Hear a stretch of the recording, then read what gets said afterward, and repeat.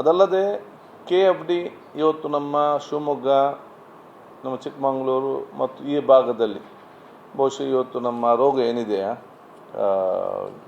ನಮ್ಮ forest disease, ಇದಕ್ಕೆ ಸಂಬಂಧಪಟ್ಟಾಗೆ ಇನ್ನೂ ಕೂಡ ನಮಗೆ ವ್ಯಾಕ್ಸಿನ್ ಇವತ್ತು ತಯಾರಾಗ್ತಾ ಇಲ್ಲ.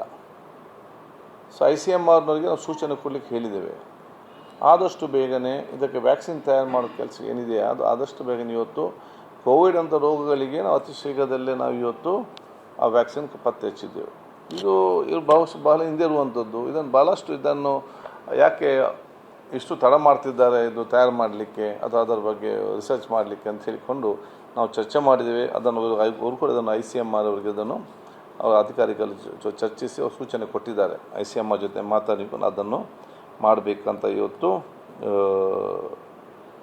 ಹೇಳಿಕೊಂಡು, ಆದ ಕಾರಣ ಹೆಚ್ಚಿನ ಆ ಒಂದು ಸಹಕಾರವನ್ನು ನಾವು ಇವತ್ತು ಯಾಚಿಸಿದ್ದೇವೆ. ಮುಂದಿನ ನಮ್ಮ ರಾಷ್ಟ್ರೀಯ ಮಟ್ಟದ ಹೆಲ್ತ್ ಮಿನಿಸ್ಟರ್ಸ್ ಕೌನ್ಸಿಲ್ ಮೀಟಿಂಗ್ ಕರ್ನಾಟಕದಲ್ಲಿ ಇವತ್ತು ನಡೆಸ್ಕೊಳ್ಳಿಕ್ಕೆ ಕೂಡ ಇವತ್ತು ಸೂಚಿಸಿದ್ದಾರೆ. ನಾವು ಕೂಡ ಅದನ್ನು ಒಪ್ಪಿದ್ದೇವೆ. ಮುಂದಿನ ಆ ಒಂದು ಯೋಜನೆ ಆ ಒಂದು ಸಭೆಯನ್ನು ಕೂಡ ನಮ್ಮಲ್ಲಿ ಮಾಡ್ತೇವೆ. ಇಲ್ಲ, ಮೋಸ್ಟ್ಲಿ ಆಫ್ಟರ್ 2 months, 2 ತಿಂಗಳ ನಂತರ.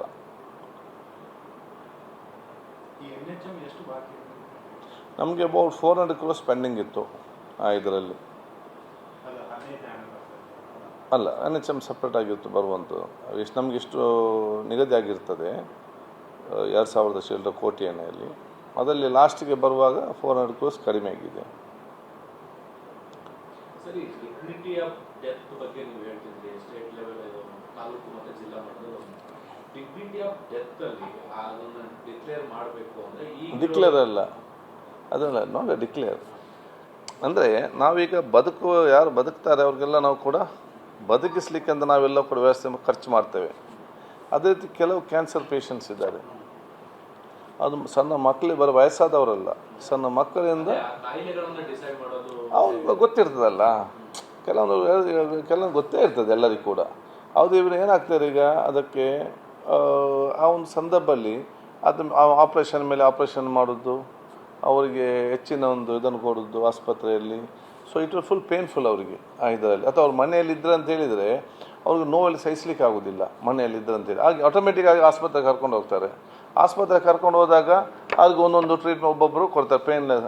ಅದರ ಬದಲು ಈ ರೀತಿಯ ಒಂದು ನೋವಿನ ಒಂದು ವಿಚಾರ ಇದ್ದರೆ ಅದಕ್ಕೆ ನೋವು ಕಡಿಮೆ ಆಗುವಂಥ ಔಷಧ ಅಥವಾ ಅವರಿಗೆ ಒಂದು ಬೇರೆ ಬೇರೆ ಆ್ಯಕ್ಟಿವಿಟೀಸ್, ಅಥವಾ ಅವರು ಒಬ್ಬರನ್ನು ಬಿಡುವುದಲ್ಲ, ಬೇರೆ ಒಂದು ಕಡೆ ಇದ್ದರೆ ಅವರೊಬ್ಬರೇ ಇರ್ತಾರೆ, ಅವ್ರು ಮಾನಸಿಕವಾಗಿ ಕೂಡ ಇಂಪ್ರೆಷನ್ ಇದಾಗ್ತದೆ. ಅಂತ ಅವ್ರು ಜೊತೆ ಸೇರಿಕೊಂಡು ಆಟ ಆಡುವಂಥದ್ದು ಇನ್ನಿತರ ವಿಚಾರ ಆ ಕಡೆ ಲಾಸ್ಟ್ ಮೂಮೆಂಟ್ ತನಕ ಕೂಡ ಸಂತೋಷ ಮತ್ತು ನೆಮ್ಮದಿಯ ಆ ಒಂದು ಜೀವನವನ್ನು ಕಳೆಯುವಂಥ ಒಂದು ವಾತಾವರಣ ನಾವು ನಿರ್ಮಾಣ ಮಾಡೋದು ಅತಿ ಅಗತ್ಯ ಹೇಳಲಿಕ್ಕೆ ಇಷ್ಟ.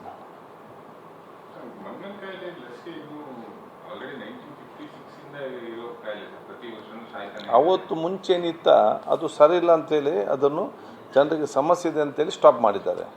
ಹೊಸತಾಗಿ ಅದನ್ನು ಈಗ ಇನ್ನು ನಾವು ಸ್ವಚ್ಛ ಮಾಡಿ ಕೊಡ್ತಾ ಅಂತ ಕೂಡ ಹೇಳಿದ್ದಾರೆ. ಅದಕ್ಕಾಗಿ ನಾವೀಗ ಆಯಿಂಟ್ಮೆಂಟ್ ಕೊಡ್ತಾ ಇದ್ದೇವೆ.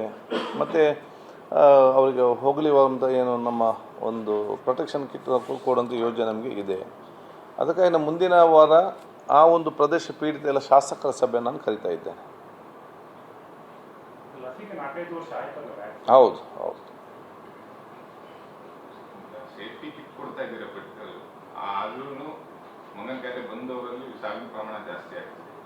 ಅಲ್ಲದೆ ಲಸಿಕೆ ಬೇಕೇ ಬೇಕು, ಇವತ್ತಲ್ಲ ನಾಳೆಗೆ ಬೇಕೇ ಬೇಕು.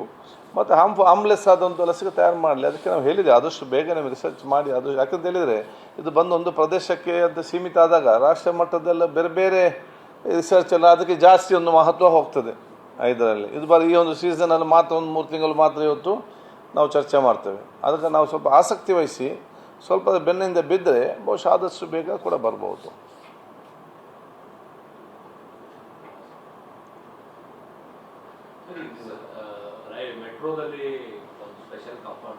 ಅಂದರೆ ಒಂದು ಕಂಪನಿ ಭಾಗ, ಒಂದು ಸ್ಟ್ರೆಚರ್ ಮತ್ತೊಂದು ಆಕ್ಸಿಜನ್ ಇದೆಲ್ಲ ಇಟ್ಟರೆ, ಸ್ಟೆಬಿಲೈಸರ್ ಇಟ್ಟರೆ, ಒಂದು ನರ್ಸ್, ಸ್ಟಾಫ್ ನರ್ಸ್. ಈಗ ಮೆಜೆಸ್ಟಿಕ್ನಂತಹ ಜಾಸ್ತಿ ಬರೋ ಇದರಲ್ಲೂ ಈಗ ಪ್ರತಿ ರೈಲ್ವೆ ಸ್ಟೇಷನಲ್ಲೂ ಒಂದು ಎಮರ್ಜೆನ್ಸಿ ಹೆಲ್ತ್ ಕೇರ್ ತರದ್ದು ಇರುತ್ತೆ. ನಾರ್ಮಲ್ ರೈಲ್ವೆ ಸ್ಟೇಷನ್ ಆಕಾರದಲ್ಲಿ ಮೆಟ್ರೋ ಸ್ಟೇಷನ್ಗಳಲ್ಲೂ ಕೂಡ ಮಾಡ್ಬೋದು. ಒಂದು ಸಣ್ಣ ನಮ್ಮ ಮೆಡಿಕಲ್ಗೆ ಸಣ್ಣ ಮಟ್ಟ ಮೆಡಿಕಲ್ ಕೇರ್ ಸೆಂಟರ್ ಅಂತೇಳಿ ಮೆಟ್ರೋದವರು ಮಾಡಬೇಕು. ಅದನ್ನು ಅವ್ರಿಗೆ ಇಷ್ಟು 1,000 ಕೋಟಿ ಲಾಭ ಇರುವಾಗ ಇಷ್ಟು ಜನ ಹೋಗುವಾಗ ನನಗೆ ಫಾರ್ ಎಕ್ಸಾಂಪಲ್ ನಾನೊಂದು ಮೆಟ್ರೋದಲ್ಲಿ ಎಷ್ಟು ಹತ್ತಿದೆ ಅಥವಾ ನನಗೆ ಏನೋ ಸಣ್ಣ ಗಾಯ ಆಯಿತು ಎಲ್ಲಿ ತಾಗಿಯಲ್ಲಿ ಅಲ್ಲಿ ನನಗೆ ಸಣ್ಣ ಮಟ್ಟದ ಪ್ಲಾಸ್ಟರ್ ಸಣ್ಣ ಒಂದು ಇಂಜೆಕ್ಷನ್ ಕೊಟ್ಟು ಕಲಿಸುವಂಥ ವ್ಯವಸ್ಥೆ ಆದರೂ ಕೂಡ ಮಿನಿಮಮ್ ಆಗಿ ಸಣ್ಣ ಮಟ್ಟದವ್ರು ಮಾಡಬೇಕು. First aid type at least first aid type. ಇಲ್ಲ ಅದನ್ನೇ ಇಟ್ಕೊಂಡು ನಾನು ಟ್ರಾವೆಲ್ ಮಾಡೋಲ್ಲಿಗೆ ಮಾಡಬೇಕು, ನಾನು ನಿಲ್ಲಿಬೇಕು, ಮತ್ತು ಒಂದು ಹಾಸ್ಪಿಟ್ಲ್ ಹೋಗಬೇಕು, ಮತ್ತು ನಿನ್ನ ಡ್ಯೂಟಿಗೆ ಹೋಗಬೇಕು, ನಾನು ಬರುವುದೇ ನಾನು ಟೈಮ್ ಸೇವ್ ಆಗಲಿ ಅಂತೇಳಿ. ಸೊ ನಾನು ಸ್ಲಿಪ್ಪಾಗಿ ಬಿದ್ದಾಗ ಕಾಲಿಗೆ ಏನಾದರೂ ಸಣ್ಣ ಮಟ್ಟ ಇದಾದರೂ ಕೂಡ ಅದನ್ನು ತೋರಿಸಿ ಅದನ್ನು ಸಣ್ಣ ಮಟ್ಟ ಒಂದು ಫಸ್ಟ್ ಏಡ್ ಟ್ರೀಟ್ಮೆಂಟ್ ತಗೊಂಡು ಹೋಗುವಂಥ ವ್ಯವಸ್ಥೆಯನ್ನು ಅಲ್ಲೇ ಮಾಡಿದರೆ ಬೆಟರ್.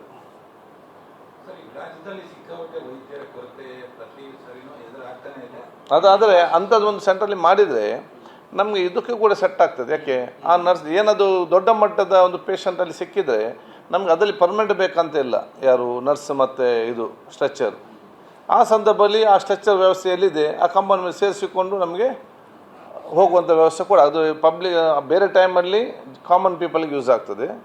ಬೇರೆ ಟೈಮಲ್ಲಿ ಈ ಘಟನೆ ಆದಾಗ ಈ ಸ್ಟ್ರೆಚರ್ ಮತ್ತು ಈ ನರ್ಸ್ ಆ ಕಂಪಾರ್ಟ್ಮೆಂಟಲ್ಲಿ ಹಾಕಿಕೊಂಡು ಮುಂದಿನ ಸ್ಟೇಷನ್ ತನಕ ಹೋಗುವಂಥ ವ್ಯವಸ್ಥೆ. ಒಟ್ಟಾರೆ ಪೇಷಂಟನ್ನು ಸ್ಟೆಬಿಲೈಸ್ ಮಾಡಿ ಮುಂದೆ ತಗೊಂಡು ವ್ಯವಸ್ಥೆ ಇವತ್ತು ಮೆಟ್ರೋದವರು ಕೂಡ ಮಾಡಬೇಕು. ನಿಯರೆಸ್ಟ್ ಹಾಸ್ಪಿಟಲ್ ಈಗ ಫಾರ್ ಎಕ್ಸಾಂಪಲ್ ಈಗ ಒಂದು ಸ್ಟೇಷನ್ ಈಗ ನೆಕ್ಸ್ಟ್ ಸ್ಟೇಷನ್ ಇರುವುದಿಲ್ಲ, ಎಲ್ಲಿ ನೆಕ್ಸ್ಟ್ ಸಿಟಿಯಲ್ಲಿದೆ ಆವಾಗ ಅವರು ಆ್ಯಂಬುಲೆನ್ಸಿಗೆ ಫೋನ್ ಮಾಡಿದರೆ 108ಗೆ ಫೋನ್ ಮಾಡಿದರೆ ಅದು ಬಂದು ಕೆಳಗೆ ರೆಡಿ ಇರ್ತದೆ. ಸೊ ಇವರಲ್ಲಿ ಮುಟ್ಟುವಾಗ ambulance will be ready, nearest ಹಾಸ್ಪಿಟಲ್ಗೆ ಹೋಗ್ಬೋದು. ಈ ಟೈಮಲ್ಲಿ ಲೈಫ್ ಸೇವ್ ಮಾಡಬೇಕಷ್ಟೇ, ಆಗಬಾರ್ದು. ಆದರೆ ಈ ಸಂದರ್ಭದಲ್ಲಿ that should be our precaution proactive measures. ಹೌದು, ಇಲ್ಲದ ಇಂಪಾಸಿಬಲ್. ಇಲ್ಲ, ವೈದ್ಯರ ಕೊರತೆ ಇವತ್ತು ಯಾವಾಗ ನಮ್ಮ ಇಲಾಖೆ ಪ್ರಾರಂಭ ಆಗಿದೆ ಅವತ್ತಿಂದ ಇವತ್ತಿನ ತನಕ ಇದು ಪ್ರತಿ ಸರಿತು ಚರ್ಚೆ ಆಗ್ತಾನೇ ಇದೆ. ವೈದ್ಯಕರ ಕೊರತೆಗೆ ಸಂಬಂಧಪಟ್ಟಾಗೆ ಪ್ರತಿಯೊಂದು ಸಂದರ್ಭಕ್ಕೂ ಒಂದೊಂದು ಯೋಜನೆ ರೂಪಿಸ್ತಾ ಇದ್ದೇವೆ. ಅದಕ್ಕೂ ಪರ್ಸೆಂಟೇಜ್ ಇವತ್ತು ಕಡಿಮೆ ಆಗಿದೆ. ಇವತ್ತು ನಮಗೆ 900,000 MBBS ಡಾಕ್ಟರ್ಗಳು ಇವತ್ತು ಕೊರತೆ ಇವತ್ತು ಇದೆ. ಅದಕ್ಕೆ ಯಾಕೆಂತ ಹೇಳಿದರೆ ನಾವು ಈಗಾಗಲೇ 2-3 ಸ್ಕೀಮನ್ನು ಇವತ್ತು ಮಾಡಿದ್ದೇವೆ. ಒಂದು, ಯಾರು ಇವತ್ತು ಜಾಯ್ನ್ ಆಗ್ತಾರೆ ಅವರು ಪರ್ಮನೆಂಟ್ ನಾವು ಕಾಲ್ ಫಾರ್ ಮಾಡಬೇಕಾದ್ರೆ ನಾವು ಸರ್ಕಾರಕ್ಕೆ ಬರೀಬೇಕು. ನಾವು ಸರ್ಕಾರಕ್ಕೆ 1,000 ಕಲಿಸಿದರೆ ಅವರು 300 ಅಪಾಯಿಂಟ್ಮೆಂಟ್ ಮಾಡಿ ಅಂತ ಕಲಿಸ್ತಾರೆ. ಈ 300ಗೆ ಮತ್ತೆ ಪೇಪರ್ ನೋಟಿಫಿಕೇಷನ್ ಕೊಡಬೇಕು, ಕಾಲ್ ಫಾರ್ ಮಾಡಬೇಕು. ಅಲ್ಲಿ 200-300 ಒಂದು ತಿಂಗಳು ಹೋಗ್ತದೆ. ಮತ್ತು ಅದನ್ನು ವೆರಿಫಿಕೇಷನ್ ಮಾಡಬೇಕು. ವೆರಿಫಿಕೇಷನ್ ಆದ ನಂತರ ಅವನಿಗೆ ಎಕ್ಸಾಮ್ ಕಂಡಕ್ಟ್ ಮಾಡಿ ಮೆರಿಟ್ ಪ್ರಕಾರ ರೋಸ್ಟರ್ ಪ್ರಕಾರ ಆದೇಶ ಕೊಟ್ಟು ಮತ್ತೆ ಅವನಿಗೆ 1 ತಿಂಗಳು ಟೈಮ್ ಸೇರಿಕೊಳ್ಳಿಕ್ಕೆ. ಕೆಲವೊಂದು ಇಷ್ಟೆಲ್ಲ 6-8 1 ವರ್ಷ ಆದ ನಂತರ ಇಲ್ಲಿ ಕಾಲ್ ಫಾರ್ ಮಾಡಿದಾಗ ನಾನು ಉತ್ತಮವಾದ ಮಾರ್ಕ್ ಇದೆ, ನಾನೊಂದು ಅಪ್ಲಿಕೇಶನ್ ಹಾಕ್ತೇನೆ. ನಾನು ಅಪ್ಲಿಕೇಶನ್ ಹಾಕಿ ನನಗೆ ಬೆಂಗಳೂರು ಸಿಕ್ಕದಿದ್ದೆ ನಾನು ಜಾಯ್ನ್ ಆಗೋದಿಲ್ಲ, ನಾನು ಬೇರೆ ಕಡೆ ಹೋಗ್ತೇನೆ. ಇಲ್ಲಿ ನಮ್ಗೆ 200 ಜನ ಬೇಕು. ಇದರಲ್ಲಿ ಫಸ್ಟ್ 200ಅಲ್ಲಿ 25 ಜನ ಸೇರಲಿಲ್ಲ, ಅವ್ರಿಗೆ ಜಾಗ ಸಿಕ್ಕಲಿಲ್ಲ ಅಂದರೆ ಬೇರೆ ಬೇರೆ ಕಡೆ ಹೋಗ್ತಾರೆ. 175 ಮಾತ್ರ ಆಯಿತು. ಈ 25 ತಗೊಳ್ಳಿಕ್ಕೆ ನಮಗೆ ಮತ್ತೆ ಅಧಿಕಾರಿ ಮತ್ತೆ ರಿಕಾಲ್ ಫಾರು. ಈ ಪರ್ಮನೆಂಟ್ ಪ್ರೊಸೆಸ್ ಇದು ಟೈಮ್ ತಗೊಳ್ತದೆ. ಅದಕ್ಕಾಗಿ ನಾವು ಇವತ್ತು ಫಸ್ಟ್ ಯಾರು ಬಂದು ಕಾಂಟ್ರಾಕ್ಟ್ ಬೇಸಲ್ಲಿ ಸೇರ್ತಾರೆ ಅವಾಗ ಅವಕಾಶ ಮಾಡಿ ಕೊಡ್ತೇವೆ. ಅದೇ ಕಾಂಟ್ರಾಕ್ಟ್ ಬೇಸಲ್ಲಿ ಸೇರುವವನಿಗೆ ಜಾಬ್ ಸೆಕ್ಯೂರಿಟಿ ಇಲ್ಲ ಅಂತ ಹೇಳಿದರೆ ಡಾಕ್ಟ್ರ್ ಬಂದು ಯಾರು ಸೇರ್ತಾರೆ? ಡಿ ಗ್ರೂಪ್ ನೌಕರನು ಕೂಡ ನನಗೆ ಸೇವಾ ಭದ್ರತೆ ಇದೆ ಅಂತ ನೋಡ್ತಾರೆ. ನೀವು ಡಾಕ್ಟ್ರ್ ಅಂತವ್ರು ಬಂದಾಗ ಇಲ್ಲಿ ನೀನು ಕೆಲಸ ಮಾಡಂತ ಹೇಳಿ ಅವನು 2 ವರ್ಷ ಕೆಲಸ ಮಾಡಿ ಇಲ್ಲಿ ಪರ್ಮನೆಂಟ್ ಬಂದು ಅವ್ನು ಬಿಟ್ಟು ಹೋಗಬೇಕಾದ್ರೆ ಅವ್ನು ಆಲೋಚನೆ ಬರೋದೇನೇ ಇಲ್ಲ, ನನಗೆ ನಾಳೆ ಸೆಕ್ಯೂರಿಟಿ ಇಲ್ಲ, ಬೇರೆ ಕಡೆ ಸೇರ್ತಾನೆ. ಅದಕ್ಕಾಗಿ ವಿಶೇಷವಾಗಿ ಡಾಕ್ಟ್ರ್ ಸಂಬಂಧ ಯಾರೆಲ್ಲ ಬಂದು ಸೇರ್ತಾರೆ 5 ವರ್ಷ ಚೆನ್ನಾಗಿ ಕೆಲಸ ಮಾಡಿದರೆ ಅವ್ರು ಆಟೋಮೆಟಿಕ್ ನಾವು ಪರ್ಮನೆಂಟ್ ಮಾಡಬೇಕಂತೇಳಿ ನಾನು ಸರ್ಕಾರಕ್ಕೆ ಇವತ್ತು ನಾವು ಸೂಚಿಸ್ತಾ ಇದ್ದೇವೆ. ಆ ಒಂದು ಪ್ರಯತ್ನ ಮಾಡ್ತಾಯಿದ್ದೇವೆ. ಎರಡನೇದು, ಇವತ್ತು ಯಾರು ನಮ್ಮ ಗೌರ್ಮೆಂಟ್ ಸೆಕ್ಟರ್ಗೆ ಸೇರ್ತಾರೆ ನೋಡಿ, ಎಲ್ಲರಿಗೂ MBBS ಕಲಿಯೋದಕ್ಕೆ ಒಂದು PG ಮಾಡಬೇಕಂತೇಳಿ. ಸೊ ಯಾರು ಗೌರ್ಮೆಂಟ್ಗೆ ಸೇರಿದರೆ ಅವರಿಗೆ ಅದರಲ್ಲಿ ರಿಸರ್ವೇಷನ್ ಕೋಟ ಇರ್ತದೆ. ಆ ಆಶೆಯಿಂದ ಬಂದು ಕೂಡ ಸೇರುವವರು ಇರ್ತಾರೆ. ಅಂಥವ್ರಿಗೆ ಕೂಡ ಆ ವ್ಯವಸ್ಥೆ ಕ್ಯಾನ್ಸಲ್ ಆಗಿದ್ದು, ನಾನಿದ್ದಾಗ ಹಿಂದಿತ್ತು, ಕ್ಯಾನ್ಸಲ್ ಮಾಡಿದ್ರೆ ನಾವು ಮತ್ತೆ ಅದಕ್ಕೆ ಅವಕಾಶ ಮಾಡಿ ಕೊಡ್ತೇನೆ. ಮೂರನೇದು, ನೀವೆಲ್ಲ ನೋಡಿ ನಗರ ಮಟ್ಟದಲ್ಲಿ ಇಲ್ಲಿ ನಮಗೆ ಸಿಗ್ತಾರೆ, ಕಡೆಯ ಒಂದು ಮೂಲೆಯಲ್ಲಿ ನಮಗೆ ಎಲ್ಲಿ ಕೂಡ ಇವತ್ತು ಸಿಕ್ಕುವುದಿಲ್ಲ ಯಾವುದೇ ಒಂದು ಜಿಲ್ಲೆಯ. ಅದಕ್ಕೆ ಫಾರ್ ಎಕ್ಸಾಂಪಲ್ ಮಂಗಳೂರಿನ ಜಿಲ್ಲೆಯ ಗಡು ಭಾಗ ಯಾವುದಿರುವುದು? ಒಂದು ಶಿರಾಡಿ ಘಾಟಿ, ಅಲ್ಲಿಯ PSC. ಇನ್ನೊಂದಿರುವುದು ನಮ್ಮ ಚಾರ್ಮಾಡಿ ಘಾಟಿ, ಅಲ್ಲಿಯ PSC. ಇನ್ನೊಂದು ನಿಮ್ಮ ಕುದುರೆಮುಖ ಘಾಟಿ, ಅಲ್ಲಿಯ PSC. ಇನ್ನೊಂದು ನಿಮಗೆ ಆಗುಂಬೆ. ಇನ್ನೊಂದು ನಿಮ್ಮ ಈ ಸುಬ್ರಹ್ಮಣ್ಯ ಈ ಸೈಡ್ ಗುಡ್ಡಗಾಡು. ಇಲ್ಲಿ ಯಾವ ಆಸ್ಪತ್ರೆಯಲ್ಲಿ ಕೂಡ ಯಾರು ಕೂಡ ಸಿಗ್ತಾಯಿಲ್ಲ, ಭಾಳಷ್ಟು ಕಡಿಮೆ. ಯಾಕೆ ಕಡಿಮೆ? ನಗರದಲ್ಲಿ ಕೆಲಸ ಮಾಡಿದ್ರು ಕೂಡ ಅಷ್ಟು ಸಂಬಳ ಅವನಿಗೆ, ಅಲ್ಲಿ ಕೆಲಸ ಮಾಡಿದ್ರು ಕೂಡ ಅಷ್ಟೇ. ಈಗಿನ ರೂಲ್ಸ್ ಪ್ರಕಾರ ಅಂತ ಹೇಳಿದರೆ ಯಾರು ಸಿಟಿಯಲ್ಲಿ ಕೆಲಸ ಮಾಡ್ತಾರೆ ಅವ್ರಿಗೆ 10% 5% ಜಾಸ್ತಿ HR ಅಂತೇಳಿ, ಅಂದರೆ ಇಲ್ಲಿ ಮನೆ ಬಾಡಿಗೆ ಖರ್ಚು ಜಾಸ್ತಿ, ನಿಮಗೆ ಜಾಸ್ತಿ ಕೊಡೋದು. ಆಗ ಸ್ವಾಭಾವಿಕವಾಗಿ ಏನು ಎಲ್ಲರಿಗೂ ನಗರವೇ ಬೇಕು, ಯಾರು ಕೂಡ ಇವತ್ತು ಹಳ್ಳಿ ತಗೊಂಡು ಹೋಗೋದಿಲ್ಲ. ಅದಕ್ಕೆ ನಾವು ಹೇಳಿದೆ ಮಾಡ್ತಿದ್ದೇವೆ, ಗಡು ಪ್ರದೇಶದಲ್ಲಿ ಯಾರು ಕೆಲಸ ಮಾಡ್ತಾರೆ ಅವ್ರಿಗೆ ಇರ್ಲಿಕ್ಕಿಂತಲೂ 15,000 ರೂಪಾಯಿ ಹೆಚ್ಚಿನ ಸ್ಯಾಲರಿ ನಾವಲ್ಲಿ ಕೊಡ್ತೇವೆ. ಆವಾಗ ಏನಾಗ್ತದೆ, ನನಗೆ ಅದು 50 ಹೆಚ್ಚಿನ ಸ್ಯಾಲರಿನಲ್ಲಿ ಆ ಅಲ್ಲಿ ಗ್ರಾಮೀಣ ಮಟ್ಟದ ಕೆಲಸ ಇವತ್ತು ಮಾಡ್ತಾರೆ. ಈ 3 ಯೋಜನೆಗಳು ನಾವು ಇವತ್ತು ತಂದು ಈಗ ಭಾಳಷ್ಟು ಜನ ಒಂದೊಂದು ಜಿಲ್ಲೆಯಲ್ಲಿ 8-10 ಜನ ಕೂಡ ಇವತ್ತು ಅಪ್ಲಿಕೇಶನ್ ಇವತ್ತು ಕೊಟ್ಟಿದ್ದಾರೆ. ಮತ್ತು ಆದೇಶ ಪತ್ರ ತಕ್ಷಣ ಕೊಡಬೇಕು.